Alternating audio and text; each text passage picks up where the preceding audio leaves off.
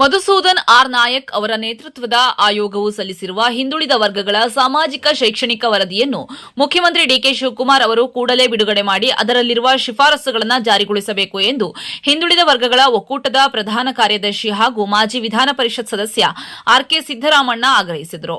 ಶಿವಮೊಗ್ಗದಲ್ಲಿ ಪತ್ರಿಕಾಗೋಷ್ಠಿ ನಡೆಸಿ ಮಾತನಾಡಿದ ಆರ್ಕೆ ಸಿದ್ದರಾಮಣ್ಣ, ರಾಜ್ಯದಲ್ಲಿ 2013ರಲ್ಲಿಯೇ ಮುಖ್ಯಮಂತ್ರಿಯಾಗಿದ್ದ ಸಿದ್ದರಾಮಯ್ಯ ಅವರು ಸಾಮಾಜಿಕ ಶೈಕ್ಷಣಿಕ ವರದಿಗಾಗಿ ಕಾಂತರಾಜ್ ಆಯೋಗವನ್ನು ರಚಿಸಿ ಮೊದಲ ಬಜೆಟ್ನಲ್ಲಿಯೇ ಹಣ ಬಿಡುಗಡೆ ಮಾಡಿದ್ದರು. 2018ಕ್ಕೆ ವರದಿ ತಯಾರಾಗಿತ್ತು. ಆಯೋಗದವರು ವರದಿಯನ್ನು ಸಲ್ಲಿಸುವುದಾಗಿ ಹೇಳಿದ್ದರೂ ಕೂಡ ಆಗ ವರದಿಯನ್ನ ಸ್ವೀಕಾರ ಮಾಡಲೇ ಇಲ್ಲ. ಆ ವರದಿ ಹಾಗೆಯೇ ಉಳಿಯಿತು. ಪುನಃ 2018ರಲ್ಲಿ ಕಾಂತರಾಜ್ ಅವರು ನಿವೃತ್ತಿಯಾದ ನಂತರ ಆ ವರದಿಯ ಅಧ್ಯಯನಕ್ಕೆ ಜಯಪ್ರಕಾಶ್ ಹೆಗಡೆಯವರನ್ನ ನೇಮಕ ಮಾಡಲಾಯಿತು. ಆಗ ಸಮಿತಿಯಲ್ಲಿ ಜಿ ಪರಮೇಶ್ವರ್ ಹಾಗೂ ಮಧು ಬಂಗಾರಪ್ಪ ಕೂಡ ಇದ್ದರು. ಈ ವರದಿಯೂ ಕೂಡ ಸಿದ್ಧವಾಯಿತು. ಆದರೆ ಇದು ಕೂಡ ಬಿಡುಗಡೆಯಾಗದೆ ಕ್ಯಾಬಿನೆಟ್ನಲ್ಲಿ ಚರ್ಚೆಯಾಗಿ ವರದಿಯನ್ನೇ ತಿರಸ್ಕಾರ ಮಾಡಲಾಯಿತು ಹಾಗೂ ಮತ್ತೊಮ್ಮೆ ಸಮೀಕ್ಷೆ ಮಾಡಲು ಮಧುಸೂದನ್ ನಾಯಕ್ ಅವರ ನೇತೃತ್ವದಲ್ಲಿ ಆಯೋಗವನ್ನ ರಚಿಸಲಾಯಿತು ಎಂದರು. ಇಷ್ಟೆಲ್ಲ ಹೈಡ್ರಾಮಾಗಳಾದರೂ ಕೂಡ ಸಾಮಾಜಿಕ ಶೈಕ್ಷಣಿಕ ಗಣತಿಯ ವರದಿ ಮತ್ತೆ ತುಕ್ಕು ಹಿಡಿಯಿತು. ಇದಕ್ಕಾಗಿ ಮೊದಲು 200 ಕೋಟಿ, ನಂತರ 300 ಕೋಟಿ ಹೀಗೆ ಸರ್ಕಾರ ಸಿದ್ಧಪಡಿಸಲು ಕೋಟ್ಯಾಂತರ ರುಗಳನ್ನು ಖರ್ಚು ಮಾಡಿದೆ. ಸಾರ್ವಜನಿಕರ ಹಣ ಸಂಪೂರ್ಣ ಪೋಲಾಗಿದೆ. ಆದರೂ ಕೂಡ ವರದಿ ಇನ್ನೂ ಸಾರ್ವಜನಿಕವಾಗಿ ಬಿಡುಗಡೆಯಾಗದೆ ಧೂಳು ಹಿಡಿದಿದೆ ಎಂದರು.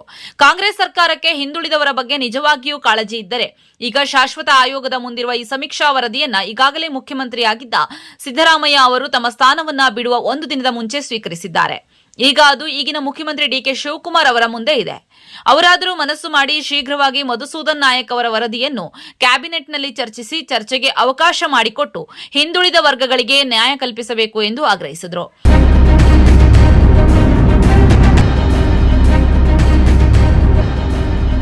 ಒಂದು ಸಣ್ಣ ಬ್ರೇಕ್ನ ನಂತರ ಆರ್ಕೆ ಸಿದ್ದರಾಮಣ್ಣ ಏನ್ ಹೇಳಿದ್ರು ಕೇಳೋಣ ಬನ್ನಿ.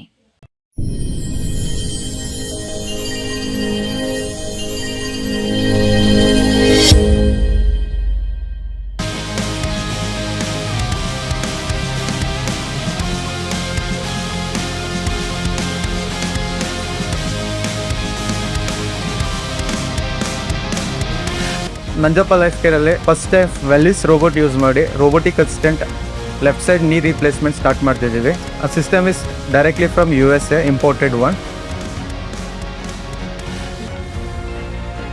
ಸೊ ತುಂಬ ಜನ ಕೇಳ್ತಾರೆ ರೋಬೋಟಿಕ್ ರಿಪ್ಲೇಸ್ಮೆಂಟಿಗೂ ಕನ್ವೆನ್ಷನಲ್ ರಿಪ್ಲೇಸ್ಮೆಂಟಿಗೂ ವ್ಯತ್ಯಾಸ ಏನಂತ. ಸೊ ರೋಬೋಟಿಕ್ ರಿಪ್ಲೇಸ್ಮೆಂಟ್ ವ್ಯತ್ಯಾಸ ಏನಂದರೆ ನಿಖರತೆ ಜಾಸ್ತಿ ಇರುತ್ತೆ.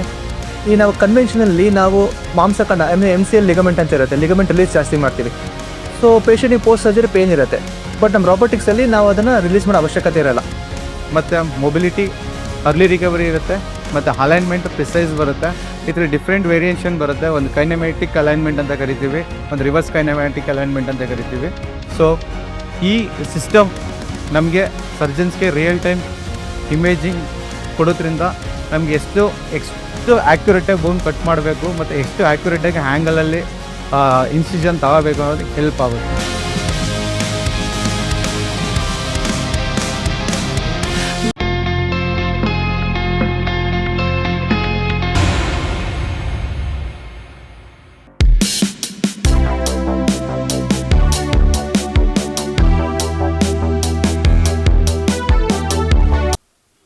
ಸಾಮಾಜಿಕ ಶೈಕ್ಷಣಿಕ ಸಮೀಕ್ಷೆಯನ್ನು ಕರ್ನಾಟಕ ರಾಜ್ಯ ಸರ್ಕಾರ ನಡೆಸಿದೆ. 2013ರಲ್ಲಿ ಸನ್ಮಾನ್ಯ ಮಾಜಿ ಮುಖ್ಯಮಂತ್ರಿಗಳಾಗಿರ್ತಕ್ಕಂಥ ಸಿದ್ದರಾಮಯ್ಯ ಮುಖ್ಯಮಂತ್ರಿಗಳಾದಂಥ ಸಂದರ್ಭದೊಳಗೆ ಮೊದಲನೇ ಬಜೆಟ್ನಲ್ಲೇ ಪ್ರಸ್ತಾಪ ಮಾಡಿದರು. ಕರ್ನಾಟಕ ರಾಜ್ಯದೊಳಗೆ ಮುಖ್ಯಮಂತ್ರಿಗಳಾಗಿ ಬಜೆಟ್ನೊಳಗೆ, ಹಣಕಾಸು ಸಚಿವರಾಗಿ ಬಜೆಟ್ನೊಳಗೆ ಪ್ರಸ್ತಾಪ ಮಾಡಿದರು. ಕರ್ನಾಟಕ ರಾಜ್ಯದೊಳಗೆ ಸಾಮಾಜಿಕ ಶೈಕ್ಷಣಿಕ ಸಮೀಕ್ಷೆಯನ್ನು ನಾನು ನಡೆಸ್ತೇನೆ ಅನ್ನುವಂಥ ಒಂದು ಮಾತನ್ನು ಕರ್ನಾಟಕ ರಾಜ್ಯ ಬಜೆಟ್ನೊಳಗೆ 2013-14ರ ಬಜೆಟ್ನೊಳಗೆ ಪ್ರಸ್ತಾಪ ಮಾಡಿದರು. ಈ ಸಮೀಕ್ಷೆಯನ್ನ ಮಾಡೋದಕ್ಕೆ ಅಂದಿನ ಶಾಶ್ವತ ಆಯೋಗದ ಅಧ್ಯಕ್ಷರಾದಂಥ ಕಾಂತರಾಜ್ ಅವರ ನೇತೃತ್ವದ ಆಯೋಗಕ್ಕೆ ಈ ಒಂದು ಸಮೀಕ್ಷೆಯ ಜವಾಬ್ದಾರಿಯನ್ನು ವಹಿಸಿದ್ರು. 2013ರಿಂದ 2018ರವರೆಗೂ ಕೂಡ ಅವರು ಸಮೀಕ್ಷೆ ನಡೆಸಿದ್ದಾರೆ. 2018ಕ್ಕೆ ಅವರು ವರದಿನೂ ಕೂಡ ತಯಾರು ಮಾಡಿಕೊಂಡಿದ್ರು. 2018ಕ್ಕೆ ಈ ರಾಜ್ಯದೊಳಗೆ ಅಂದಿನ ಮುಖ್ಯಮಂತ್ರಿಗಳಾಗಿದ್ದಂತಹ ಸಿದ್ದರಾಮಯ್ಯನವರು ಆಯೋಗದವರು ನಮ್ಮ ಹತ್ರ ವರದಿ ರೆಡಿಯಾಗಿದೆ, ನಮಗೊಂದು ತಾರೀಖು ಕೊಡಿ, ನಾವು ವರದಿನ ಸರ್ಕಾರಕ್ಕೆ ಸಲ್ಲಿಸ್ತೇವೆ ಅಂತ ಹೇಳಿದಾಗ್ಯೂ ಕೂಡ 2018ಕ್ಕೆ ಏನು ಮುಖ್ಯಮಂತ್ರಿಗಳಾಗಿದ್ರು ಅವರ ನೇತೃತ್ವದ ಸರ್ಕಾರ ಈ ವರದಿಯನ್ನ ಸ್ವೀಕಾರ ಮಾಡಲಿಲ್ಲ.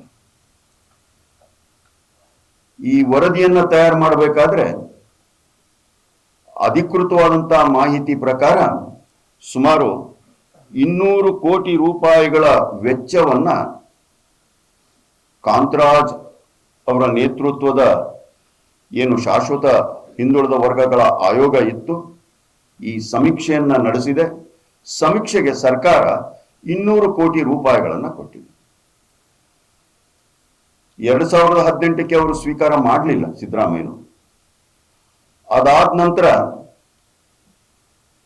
ಮೊದಲನೇ ವರ್ಷ ಸಮ್ಮಿಶ್ರ ಸರ್ಕಾರ ಇತ್ತು, ಕುಮಾರಸ್ವಾಮಿಗಳ ನೇತೃತ್ವದ ಸರ್ಕಾರ ಇತ್ತು.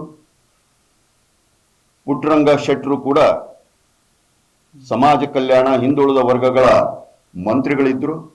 ಅವರು ಕೂಡ ಕೇಳ್ಕೊಂಡ್ರು, ವರದಿ ರೆಡಿ ಇದೆ, ಕುಮಾರಸ್ವಾಮಿಗಳನ್ನ ನೀವು ವರದಿನ ಸ್ವೀಕಾರ ಮಾಡಿ ಅಂದ್ರು. ಆಗ್ಲೂ ಕೂಡ ಸ್ವೀಕಾರ ಆಗ್ಲಿಲ್ಲ. ಕಾಂತರಾಜ್ರವರು ನಿವೃತ್ತಿ ಆದ ನಂತರ ಆ ವರದಿ ಹಾಗೆ ಉಳಿದಿತ್ತು. ಅದಾದ ನಂತರ ಆ ಸಂದರ್ಭದೊಳಗೆ ನಾವು ಕೂಡ ಒಕ್ಕೂಟದ ಪರವಾಗಿ 6/12/2018ಕ್ಕೆ ಶಿವಮೊಗ್ಗದಲ್ಲಿ ಧರಣಿನೂ ಕೂಡ ನಾವು ಮಾಡಿದ್ವಿ. ಮಾಡಿ ಈ ವರದಿ ಏನಿದೆ, ಕಾಂತರಾಜ್ ವರದಿ ಏನಿದೆ, ಇದನ್ನ ಸ್ವೀಕಾರ ಮಾಡಬೇಕು, ಸಾರ್ವಜನಿಕರಿಗೆ ತಿಳಿಸ್ಬೇಕು. ಸರ್ಕಾರದ 200 ಕೋಟಿ ರೂಪಾಯಿಗಳ ಖರ್ಚನ್ನ ಮಾಡಿದೆ, ಸಾರ್ವಜನಿಕರಿಗೆ ತಿಳಿಸ್ತಕ್ಕಂಥ ಕೆಲಸ ಮಾಡಬೇಕು ಅನ್ನುವಂಥ ಒತ್ತಡವನ್ನು ಹಾಕಿ ಧರಣಿ ಕೂಡ ನಾವು 2018ರೊಳಗೆ ನಾವು ಮಾಡಿದ್ವಿ ಒಕ್ಕೂಟದ ಪರವಾಗಿ. ಆಗ್ಲೂ ಕೂಡ ಸ್ವೀಕಾರ ಆಗಲಿಲ್ಲ. ಕಾಂತರಾಜ್ರವರ ನಿವೃತ್ತಿ ಆಯಿತು. ನಿವೃತ್ತಿ ಆದ ನಂತರ ಸನ್ಮಾನ್ಯ BS ಯಡಿಯೂರಪ್ಪನವರು ಮುಖ್ಯಮಂತ್ರಿಗಳಾಗಿದ್ದರು. 2019-20ರೊಳಗೆ ಸನ್ಮಾನ್ಯ ಮುಖ್ಯಮಂತ್ರಿಗಳ ಅವ್ರನ್ನು ಕೂಡ ನಾವು ಕೇಳ್ಕೊಂಡ್ವಿ. ಅವರು ಒಂದು ಮಾತನ್ನು ನಮಗೆ ಹೇಳಿದ್ರು, ಆದಷ್ಟು ಶೀಘ್ರವಾಗಿ ನಾನು ಆಯೋಗದ ಅಧ್ಯಕ್ಷರನ್ನ ನೇಮಕಾತಿ ನಾನು ಮಾಡ್ತೇನೆ, ಮಾಡಿದ ನಂತರ ಇದನ್ನ ಪರಿಶೀಲನೆ ಮಾಡ್ತೇನೆ ಅನ್ನುವಂತ ಮಾತನ್ನ ಕೊಟ್ಟಿದ್ರು. ಅದರ ಪ್ರಕಾರ ಅವರು ಜಯಪ್ರಕಾಶ್ ಹೆಗಡೆ ಅವರನ್ನ ಆಯೋಗದ ಅಧ್ಯಕ್ಷರನ್ನಾಗಿ ಅವರು ಮಾಡಿದ್ರು. ನಾವು ಕೂಡ ಒಕ್ಕೂಟದ ಪರವಾಗಿ ಜಯಪ್ರಕಾಶ್ ಹೆಗಡೆ ಅವರಿಗೆ 21/12/2020ಕ್ಕೆ ಭೇಟಿಯಾಗಿ ಆದಷ್ಟು ಶೀಘ್ರವಾಗಿ ಸನ್ಮಾನ್ಯ ಮುಖ್ಯಮಂತ್ರಿಗಳು ಹೇಳ್ತಾ ಇದ್ದಾರೆ ಸ್ವೀಕಾರ ಮಾಡ್ತೇನೆ ಅಂತ ಹೇಳಿ, ನೀವು ಅದನ್ನ ಕೊಡಿ ಅಂತ ಹೇಳಿ. ನಾವು ಹೋಗಿ ಅವ್ರನ್ನ ಭೇಟಿ ಮಾಡಿದಾಗ ಅವರೊಂದು ಮಾತು ನಮ್ಗೆ ಹೇಳಿದ್ರು, ಸನ್ಮಾನ್ಯ ಜಯಪ್ರಕಾಶ್ ಹೆಗಡೆ ಅವರು, ನಾನು ಕೊಡ್ತೇನೆ, ಆದ್ರೆ ಒಂದು ಅಧ್ಯಯನ ಮಾಡಿ ನಾನು ಆಮೇಲೆ ಕೊಡ್ತೇನೆ ಅಂತ ಹೇಳಿ. ಅವರು 22ನೇ ಇಸ್ವಿವರೆಗೂ ಅಧ್ಯಯನ ಮಾಡಿದ್ರು. ಅಧ್ಯಯನ ಮಾಡಿ ಒಂದು ವಿಷಯನ ನಮ್ ಗಮನಕ್ಕೆ ತಂದ್ರು. ಏನದು ವಿಷಯ ಅಂತ ಕೇಳಿದ್ರೆ, ಇದಕ್ಕೆ ಕಾರ್ಯದರ್ಶಿ ಸಹಿ ಮಾಡಲಿಲ್ಲ. ಈ ವರದಿಗೆ ಕಾಂತರಾಜ್ ಅವರು ಹೋಗ್ಬೇಕಾದ್ರೆ ಕಾರ್ಯದರ್ಶಿಗಳ ಸಹಿ ಇಲ್ಲ ಅನ್ನುವಂತ ಮಾತನ್ನ ಹೇಳಿದ್ರು. ಇದು ಯಾಕೆ ಹೇಳಿದ್ರು ಈಗ ಅದನ್ನ ವಿಶ್ಲೇಷಣೆ ಮಾಡುವಂತಹದ್ದು ಅಪ್ರಸ್ತುತ ಆಗ್ತದೆ. ಆ ನಂತರ ಬೆಳವಣಿಗೆಗಳೆಲ್ಲ ನಮಗೆ ಗೊತ್ತಿರುವಂತಹದ್ದೇ. ಮತ್ತೆ ಸಿದ್ದರಾಮಯ್ಯನವರು ಮುಖ್ಯಮಂತ್ರಿಗಳಾಗ್ತಕ್ಕಂಥ ಒಂದು ಅವಕಾಶ 2023ಕ್ಕೆ ಬಂತು. ಅದಕ್ಕಿಂತ ಮೊದಲು ಚುನಾವಣೆಯೊಳಗೆ ಕಾಂಗ್ರೆಸ್ ಪಕ್ಷ ಚುನಾವಣೆಯೊಳಗೆ ಪ್ರಣಾಳಿಕೆಯನ್ನ ಬಿಡುಗಡೆ ಮಾಡಿತು. ಯಾವಾಗ 23ಕ್ಕೆ ಚುನಾವಣೆ ಒಳಗೆ ಪ್ರಣಾಳಿಕೆ ಒಳಗೆ ಬಹಳ ಸ್ಪಷ್ಟವಾಗಿ ಹೇಳಿರ್ತಕ್ಕಂಥ ಅಂಶ ಅಂತಂದ್ರೆ, ಇದು ಇಂಗ್ಲಿಷ್ ನಲ್ಲಿದೆ, ಓದ್ತಾ ಇದ್ದೇನೆ. To release social economic caste census conducted by the Congress government. ಹಿಂದೆ 2013ರಲ್ಲಿ ನಮ್ಮ ಸರ್ಕಾರ ಇರಬೇಕಾದ್ರೆ ಏನು ನಾವು ಸಮೀಕ್ಷೆ ಮಾಡಿದ್ವಿ ಅದನ್ನ ನಾವು ಅಕಾರ್ಡ್ ಸೋಷಿಯಲ್ ಜಸ್ಟಿಸ್, ಸಾಮಾಜಿಕ ನ್ಯಾಯ ಕೊಡೋ ದೃಷ್ಟಿಯಿಂದ ಅದನ್ನ ನಾವು ರಿಲೀಸ್ ಮಾಡ್ತೇವೆ, ಬಿಡುಗಡೆ ಮಾಡ್ತೇವೆ ಅಂತ ಹೇಳಿ. ಯಾವಾಗ? ಚುನಾವಣೆಗಿಂತ ಮೊದಲು. ಚುನಾವಣೆ ನಂತರ ಸನ್ಮಾನ್ಯ ಸಿದ್ದರಾಮಯ್ಯನವರು ಮುಖ್ಯಮಂತ್ರಿಗಳಾದ ಇದಕ್ಕೆ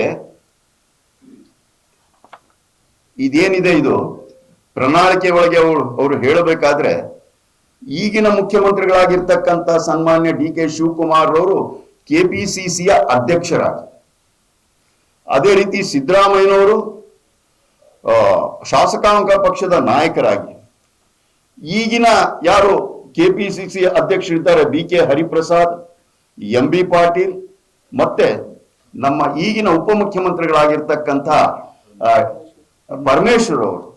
ಇದಕ್ಕೆ ಇನ್ನೊಂದು ಅಂಶ ನಿಮ್ಮ ಗಮನಕ್ಕೆ ತರುವಂತಹದ್ದು ಅಂತ ಹೇಳಿದ್ರೆ, ಇದಕ್ಕೆ ಈ ಸಮಿತಿಗೆ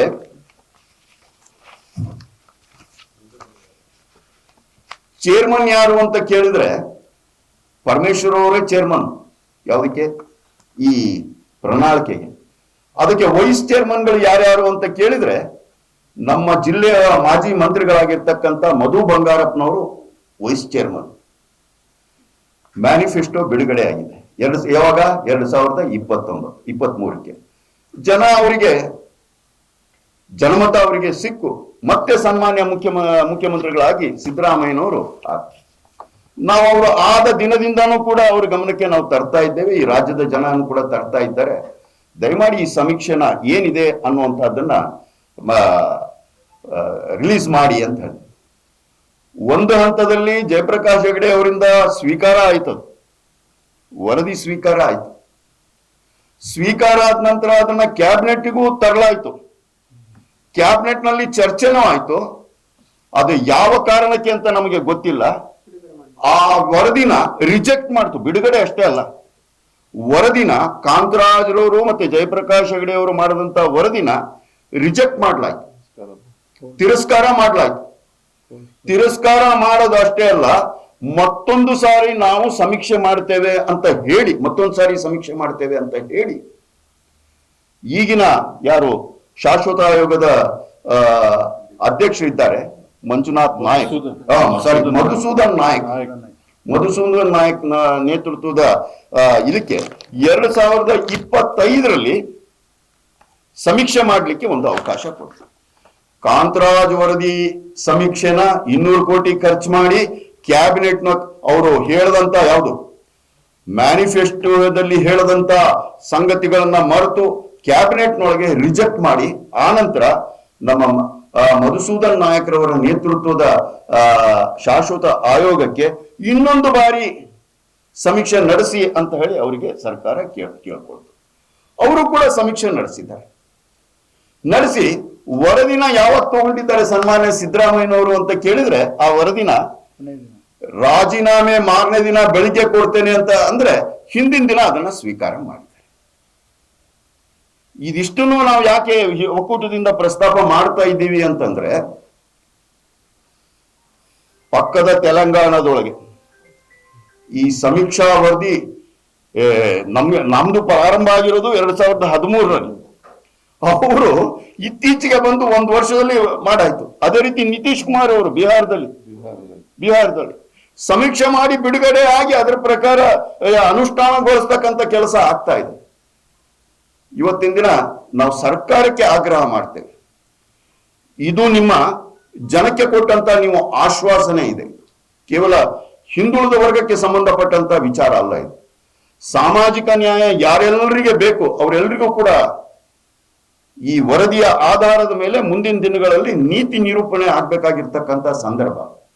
ಹಾಗಾಗಿ ಇವತ್ತಿನ ದಿನ ನಾವು ಆಗ್ರಹ ಮಾಡ್ತೇವೆ, ಸನ್ಮಾನ್ಯ ಡಿ.ಕೆ. ಶಿವಕುಮಾರ್ ಅವರಿಗೂ ಕೂಡ ಮುಖ್ಯಮಂತ್ರಿಗಳಾಗಿರ್ತಕ್ಕಂಥ ಸನ್ಮಾನ್ಯ ಡಿ.ಕೆ. ಶಿವಕುಮಾರ್ ಅವರಿಗೆ ಆಗ್ರಹ ಮಾಡ್ತೇವೆ, ಆದಷ್ಟು ಶೀಘ್ರವಾಗಿ ಇದನ್ನ ಸಂಪುಟದ ಮುಂದೆ ತನ್ನಿ, ಸಾರ್ವಜನಿಕವಾಗಿ ಬಿಡುಗಡೆ ಮಾಡಿ, ಮಧುಸೂದನ್ ನಾಯಕರು ಕೊಟ್ಟಿರ್ತಕ್ಕಂಥ ಶಿಫಾರಸುಗಳು ಏನಿದ್ದಾವೋ ಅದನ್ನ ಸಾರ್ವಜನಿಕಪಡಿಸಿ, ಅದರ ಮೇಲೆ ಸಾರ್ವಜನಿಕ ಚರ್ಚೆ ಆಗ್ಲಿ, ಅದನ್ನ ಅನುಷ್ಠಾನಗೊಳಿಸ್ತಕ್ಕಂಥ ಕೆಲಸ ಮಧುಸೂದನ್ ನಾಯಕರವರ ವರದಿನ ಕ್ಯಾಬಿನೆಟ್ ನಲ್ಲಿಟ್ಟು ತಗೋಬೇಕು ಅನ್ನುವಂತ ಆಗ್ರಹವನ್ನ ನಾವು ಹಿಂದುಳಿದ ವರ್ಗದ ಒಕ್ಕೂಟದ ಪರವಾಗಿ ನಾವು ಇವತ್ತಿನ ದಿನ ಮಾಡ್ತಾ ಇದ್ದೇವೆ.